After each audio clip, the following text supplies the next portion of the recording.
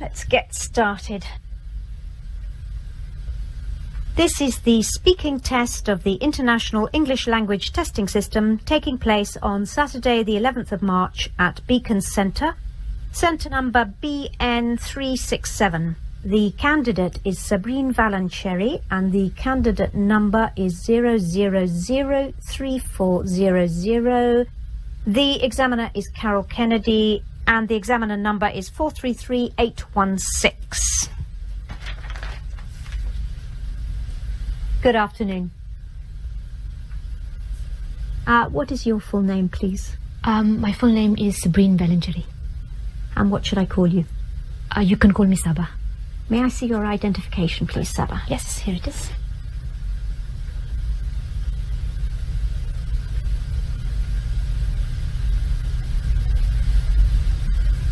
Okay. Thank you.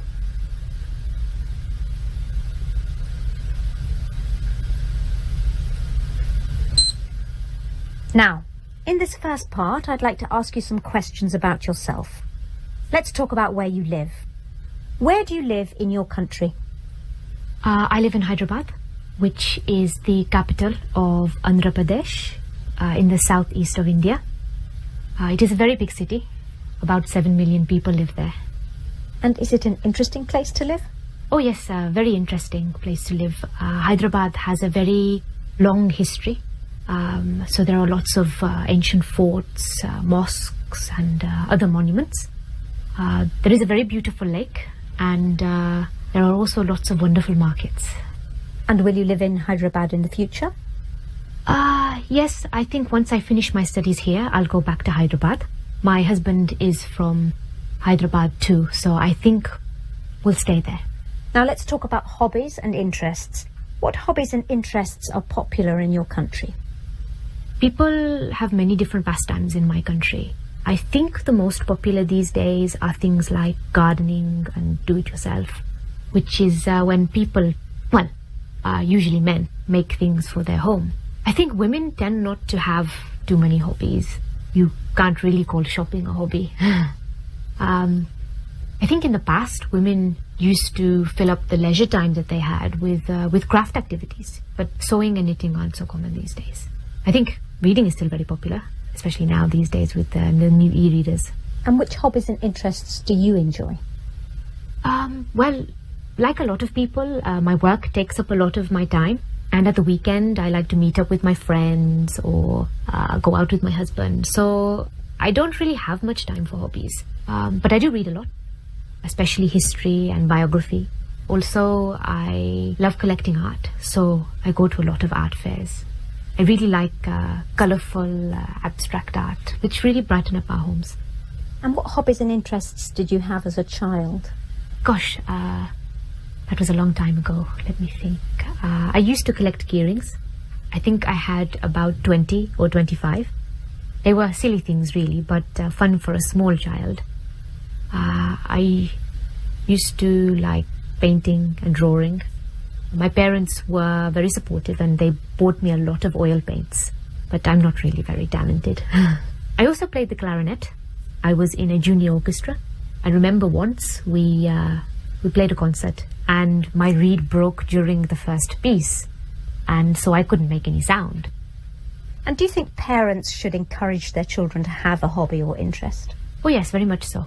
I think it is very important for children to have something other than school, television and computers. Sometimes a hobby can turn into a very successful career, but even if it doesn't, it can help the child develop as a person as they learn about new things and meet new people who share the same hobby.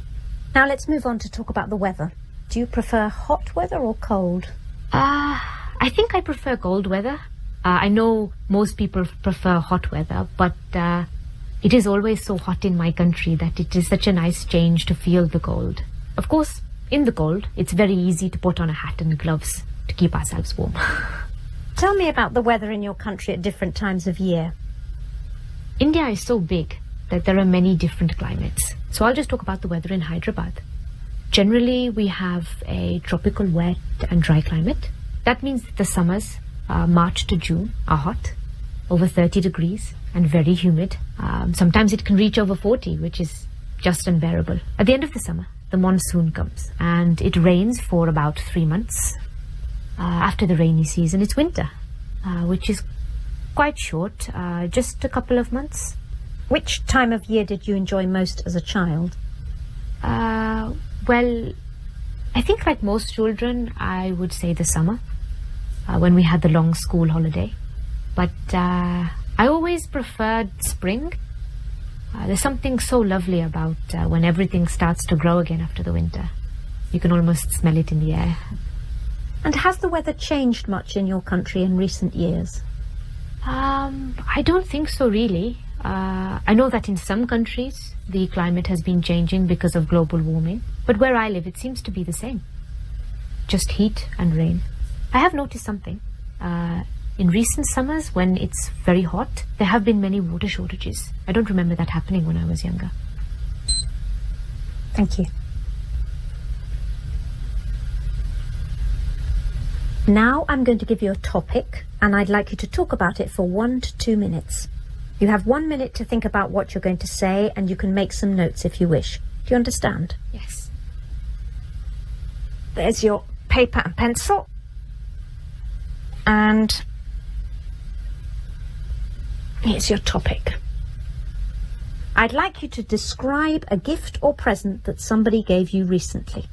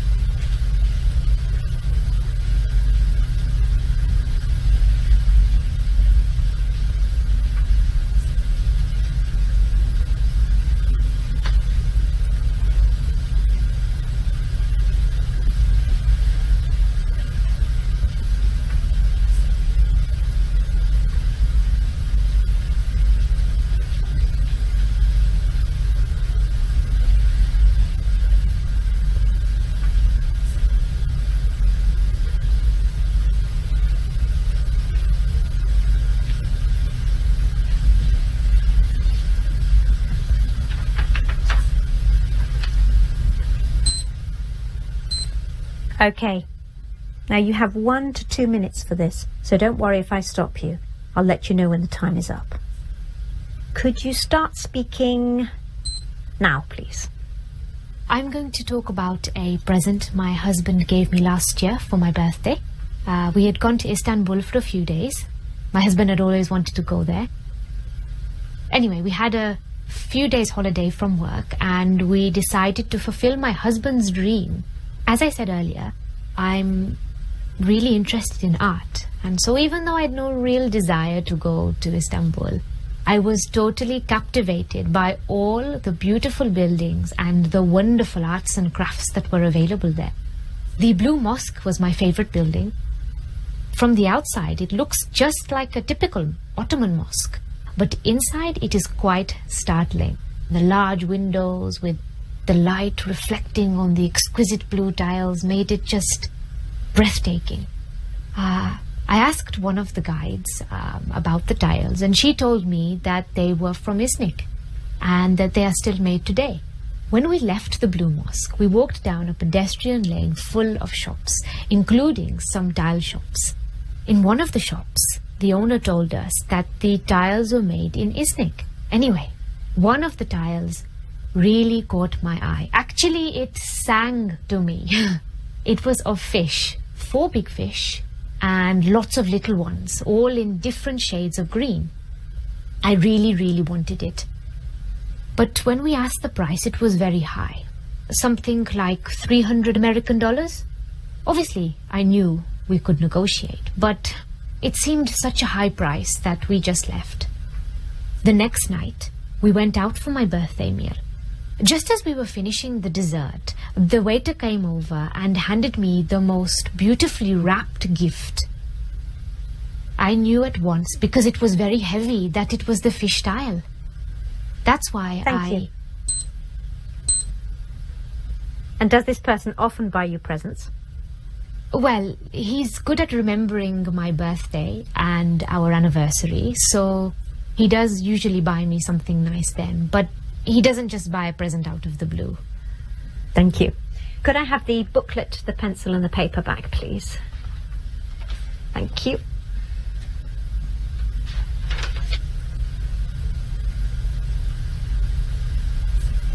Now, you've been telling me about a present you received, and I'd like to ask you some more general questions related to this.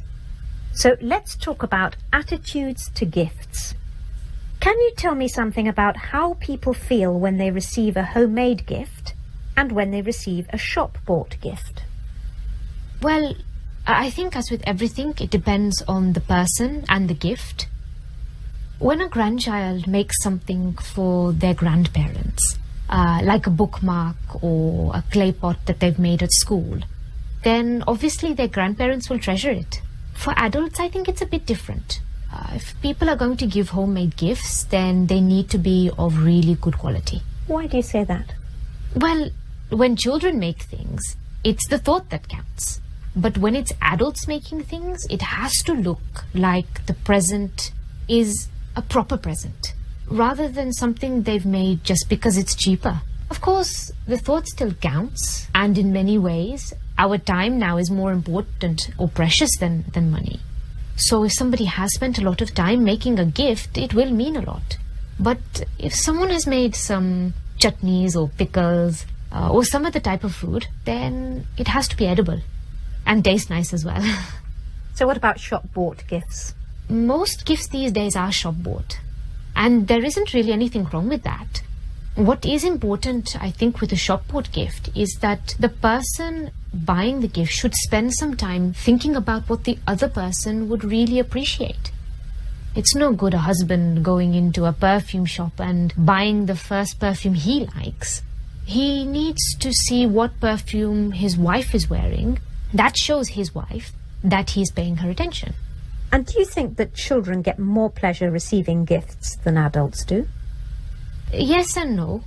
Obviously, children love receiving gifts, but children do generally get a lot of gifts. Children these days are spoilt and they get too many gifts. So the more gifts they get, the less they value them. Adults, on the other hand, generally have the resources to buy things for themselves. So if they really want something, they can buy it. Of course, this then makes present buying for adults much more difficult. But of course, there are things that we like that we can't really afford, or we can afford them but can't justify their expense. What sort of things are you thinking of? For women, it might be perfume or a day at the spa or a new pair of party heels. For men, usually something to do with their hobbies or books or CDs. Do you think that more people get more pleasure giving or receiving gifts? This is a tricky one. Why? Well, I think most people get pleasure out of both. Of course, it depends. We may not get a lot of pleasure out of giving gifts to children who we know may not appreciate them. But if we have found the perfect gift for someone we love and we know it's going to make them happy, well, then this will really fill our hearts with joy. Similarly, if someone receives a gift of something that they don't really want, or they can sense that it has been bought out of haste, then this isn't really going to make them feel that good. But if it's something wonderful, then, well, of course, they're going to feel fantastic about it. Let's move on to talk about the commercial aspects of giving. How much do advertisements influence people when they buy gifts? In my opinion, probably not too much. I mean, most adverts are for things like cars and household products, which aren't really gifts. Although a lot of young people like to be given new phones and other gadgets. So if a parent isn't sure which model to get, then they could be influenced by advertising. And do you think that some festivals have become commercialized as a result of the emphasis on buying gifts? Oh, yes, definitely. Yes. In fact, I think it's much worse than that. It's not just the old festivals becoming commercialized, but so-called new ones being created just for the sake of present giving. Can you tell me more about that? Yes, things like Valentine's Day and Mother's Day. These aren't Indian traditions, but suddenly we find we have to buy a present for our spouse on Valentine's Day. And while it is nice to recognize how important our mothers are, surely it should be something we do every day, not just once a year when we buy her some chocolates. Thank you very much, Saba. That is the end of the speaking test.